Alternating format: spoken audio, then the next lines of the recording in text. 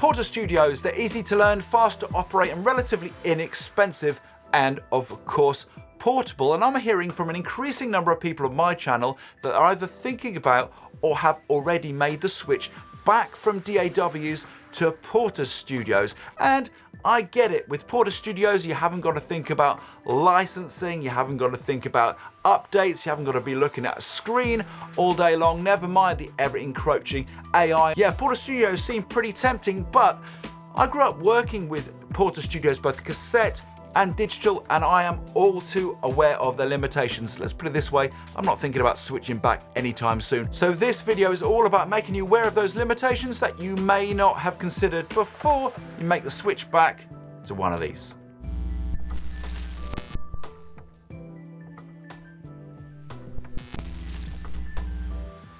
There are going to be things that I've missed in this video. That's where you come in. I want to hear from you in the comments section below. Have you always used a Portastudio, or maybe just recently you've made the switch back from a DAW to a Portastudio? Or are you working in a DAW and would never consider going back to a Portastudio? Maybe you've never used one at all. I want to hear from you. What are your experiences?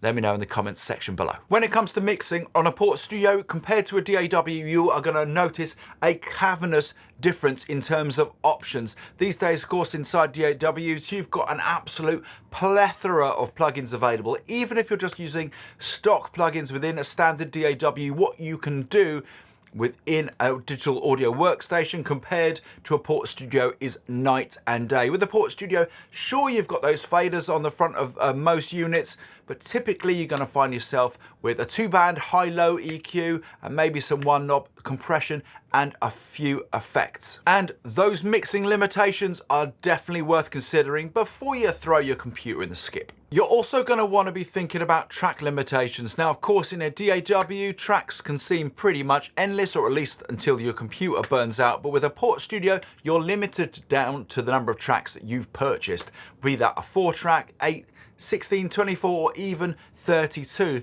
The other thing worth considering though with the Portastudio is that everything might not be quite as it seems. Take the Fostex VF80EX, for example, that I used to work with. That was an 8-track, but you had 6 mono tracks and 1 stereo track. So the stereo track was only recording to the left and the right. When you upgraded to the 16-track, the 160EX, you then were given a bunch of stereo tracks, I think another 2, so only 12 actual standalone mono tracks. And that can make things a little bit more limiting when you're thinking about how to produce your music. And whilst we're talking about older models, if that's something you're thinking of taking advantage of, because you can get some of these 20-year-old machines pretty cheap online these days, and they're pretty sound, but you need to consider connectivity, particularly with those older models, because a lot of those older machines are recording to hard drive rather than SD card, and that can become a real headache when it comes to connectivity, because if your only option is recording down to CD or lining them out and recording them in real time, you're going to have an absolute nightmare. And also when it comes to connectivity, you're going to want to check it for headphones and monitor outputs. Remember, you've no longer got access to MIDI, and a lot of these portable multi-tracks, despite having 8 or 16 or 24 tracks, are limited down to just 2 inputs. If you're looking for an older machine to record your band with multiple inputs, I definitely recommend this old Zoom R16. It's got 8 inputs, which is ideal for recording a band, and you can pick them up secondhand pretty cheap. You're also going to want to consider your options for backing up your work. As I mentioned earlier, if you've got a Portastudio with an older hard drive in it, that's going to be a lot more tricky than it's going to be if you've just got to pull out an SD card and back it up on a computer.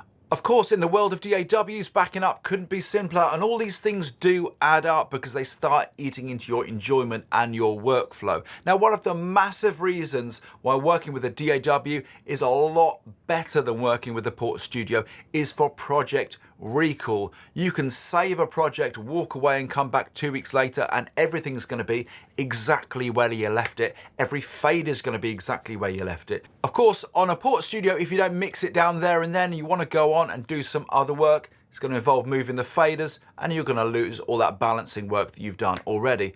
And that takes me on to when you finish the mix, because in a modern DAW, of course, we've got the option of a whole load of mastering software at our fingertips. We've got online mastering at our fingertips. Most Portastudios are very limited indeed when it comes to mastering, if they have any mastering options at all. Something well worth considering before you spend your hard-earned cash on a Portastudio, particularly if you're thinking about a 4-track cassette one, is upkeep and cost. Put it this way, if you know someone who knows their way around the mechanics of a 4-track cassette recorder, that's going to be super handy. Those machines are getting pretty old these days. At the very least, you're going to want to invest in a pencil, because sooner or later you're going to find yourself winding on the tape.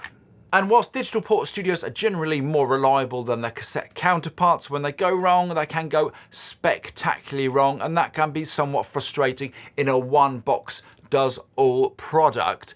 I once worked on a digital Portastudio for about 4 months, and just towards the end of all the tracking, the hard drive decided to lose its mind and wipe most of the project. I managed to get most of it back by paying more money on a specialist to retrieve the files. Yeah, putting all of your faith in one of these, not so good. But I do get it, recording on a little 4-track like this R4 is really fun to use, and it definitely has its place.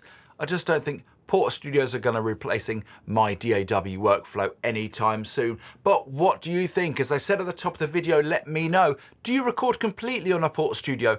Do you hate Portastudios? Would you never go back? Does the idea of working with a cassette Portastudio give you nightmares? Do you love DAWs? Do you hate DAWs? Let me know in the comments box below. I hope you found this video useful today. If you did, don't forget to like and subscribe, but most importantly, go and have yourself a great day.